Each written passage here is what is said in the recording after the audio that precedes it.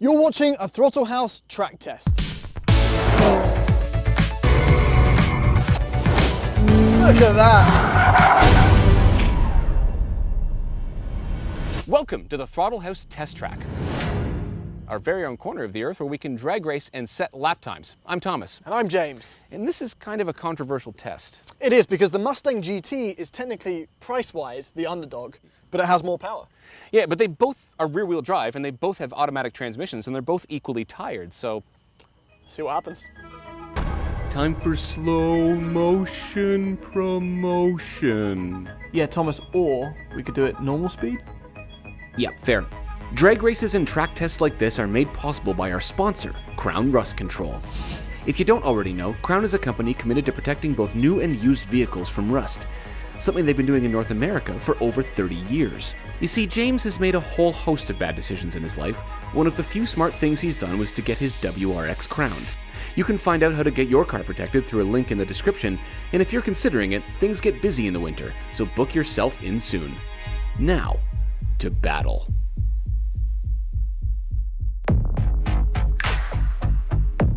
The Mustang GT. Like the Supra, it's a legend by name, and it's under immense pressure to maintain that status with each iteration. Consistently a performance bargain, it's one of the cheapest ways to get into a V8. And even with the performance pack and some Ford factory suspension upgrades, this one is still over $10,000 cheaper than the opposing Supra. And unlike the Performance Pack 2 GT that we featured recently on the channel, this has a 10-speed automatic to match the Supra's 8-speed, a transmission that should manage to put down the 420 pound-feet of torque to the rear wheels admirably. Pressure's on. Pressure is on indeed. Because not only is this Supra supposed to be the return of an icon, it also costs a lot more than that Mustang, so we're excited to see what it's capable of. There's a lot of controversy surrounding this car, and how much of it is a BMW and how much of it is a Toyota, and we will address that in a minute. But all you need to know now is that Toyota says it makes 335 horsepower and 365 pound-feet of torque from a turbocharged inline 6, and that this, like the Mustang, is rear-wheel drive and has an automatic transmission. And currently, it's lining up for a drag race. If you're new to Throttle House, we do car reviews, track tests, and quite a lot of messing around. So subscribe and hit the bell. Okay, in the Mustang GT, on the drag strip, 10-speed auto, traction control off, I'm in drag strip mode. This is gonna be aggressive. I gotta take on the Toyota Supra. I don't actually know what's gonna happen here. This is a quick car. It's been dynoed at more than what Toyota says, over 400 pound-feet of torque. And it's light-ish. I have more power than him.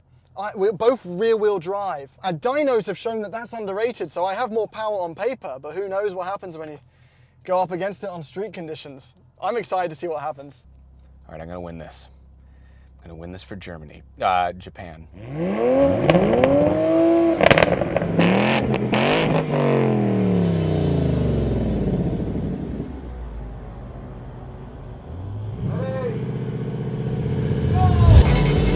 Go. All right, he took off better than me. Neck and neck. Oh my God, that's close. And I'm pulling on him because I've got more horsepower. No, the Mustang's got the legs.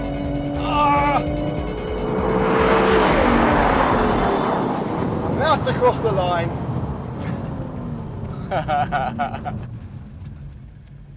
Oh, hey. How are you feeling? You know what's upsetting for me? What's upsetting? I wanted you to win. Did you? That way I could stare at the backside of that car. It's good looking, right? Rather than see the front in my wing mirror. As it is, I'm happy to have won. Looks like muscle beats import every time. All right, should we track this out? Yeah, let's do it. All right. Mustang GT Performance Pack 1. 460 horsepower through that Coyote engine, which just sounds glorious. I've got more power than that Supra, and I've even got back seats. So it's more practical and no less sports car. All right, the Toyota Supra. I've been waiting to track this thing.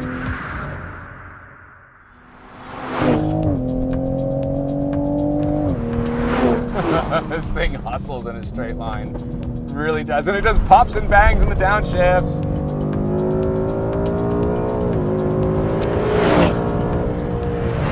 I love the sound of that engine. And unlike the Supra, this is naturally aspirated. That is, I haven't got to wait for turbos to spool. It's natural. It's organic. Turbochargers are not a thing that you think about. Transmission is good. I like it very much. Downshifts are very fast. But you can't get it in a manual. And that Mustang that James was in front of me, you can get it in a manual. The sound is very synthetic, but it is definitely inline 6. BMW inline 6. If you want to drive this actual Supra, you can. Our Club Cars is the one that hooked us up with this for this test. You can actually choose from a whole fleet of cars, this being one of them. You can take this actual Supra for a rip on the road. Now when we drove the PP2 of this, it had the Cup 2s on it. And this has the PS4Ss, and they still feel great. They're obviously not as sticky, but as good as these PS4Ss are, that doesn't mean you can't have some sliding fun with them. But the steering is not that intuitive. It doesn't compare to the Camaros we've driven. But I wonder how it compares to that Supra Thomas is in. So we've all heard the stories that the Toyota Supra is just a rebadged BMW Z4. How true is that? Well, I did some reading and it looks like the suspension components are a mishmash of Z4, BMW 330 with some Toyota stuff thrown in. But what matters to me is that the dampers have been tuned by Toyota. And that means while I found the Z4 very bouncy, this thing is completely dialed in. The suspension is stiff but compliant. It's well damped. The springs are matched to those dampers perfectly in sport mode. Whatever tuning they did it correctly. With all the systems turned off, the front end is absolutely perfect. It's razor sharp. Oversteer on entry is so controllable and so predictable, and then the oversteer on exit is even more predictable and controllable because I have a variable locking diff, which can ramp itself up to 100% full lock, which means that if you want to, you can just light up the rear tires and do a very smooth and controlled power slide.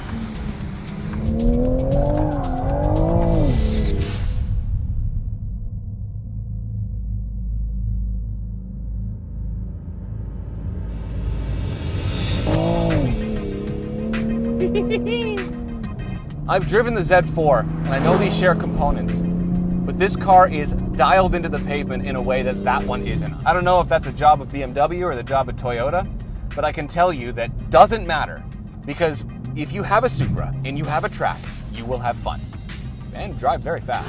So this has the factory applied Ford Performance suspension, and it's pretty aggressive. It's cheaper than the Magnarite, but it still upgrades it so that when you take it to the track, it feels nice and flat in the corners. What's nice about this car, compared to the Supra, is that the components in it actually match the badge that's on the front. One thing that blows me away about Mustangs every time is that the front end grip is so good. Do I wish that these had the Recaro seats? Yes, but these are all optional extras. And if you don't get them, you get to keep the price down. This is a performance bargain compared to the Supra. I know we joke and we make fun of this thing for being mostly a BMW.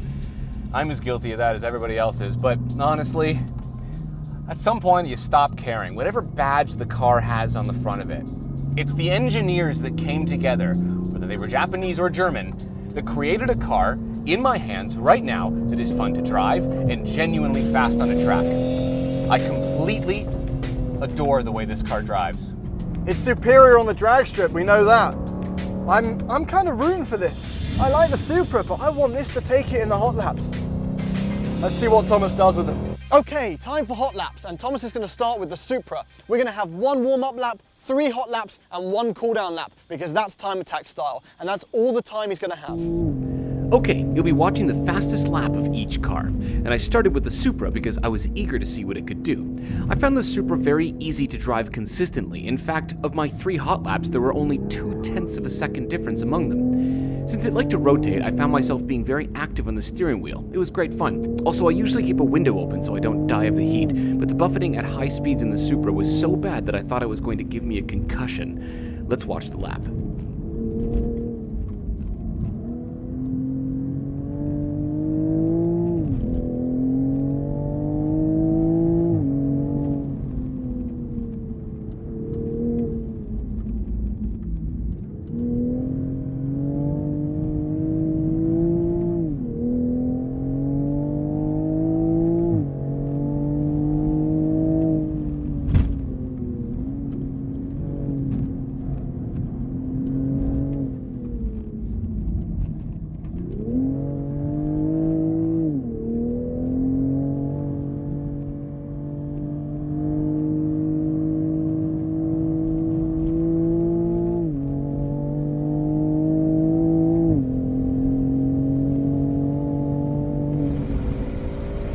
Okay, so now time for the Mustang. These cars always impress me, and this one was no different. However, I had to drive it a bit differently than the Supra because it did like to understeer a bit more on corner entry. And the 10-speed, while very fast, is easy to get lost in as the ratios are very close and you end up in the wrong gear for the corner when you downshift. Also, before you comment, I did run a hot lap with the windows up. I nearly died of the heat, and the lap you're watching was still the fastest, so enjoy.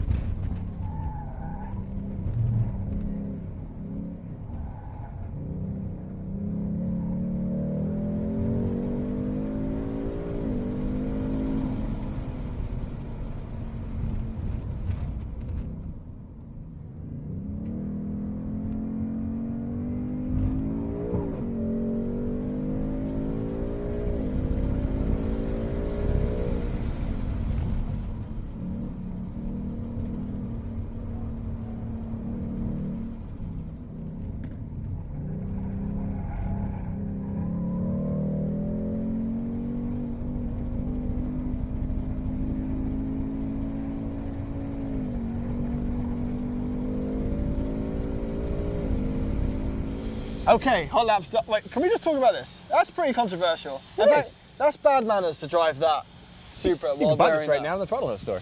Yeah, all right. Okay, hot laps. Do you want to know?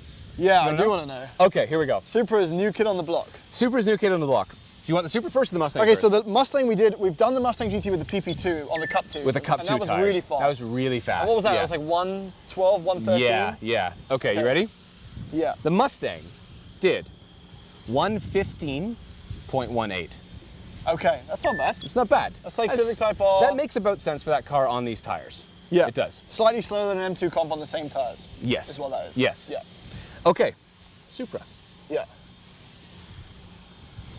115.06. Supra wins? Supra wins.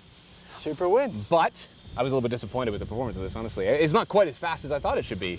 No. Well, it makes sense. It's a second slower than an M2 comp. Yeah. And it has the engine from the M240, Yes, but it got beat by a Honda Civic Type R. which... That, So the Mustang takes the drag strip as Yes. the muscle pony car, whatever. Yep. And the Supra takes the track. That seems fair. Seems fair. I don't think there's going to be people rioting just yet. Thanks for watching.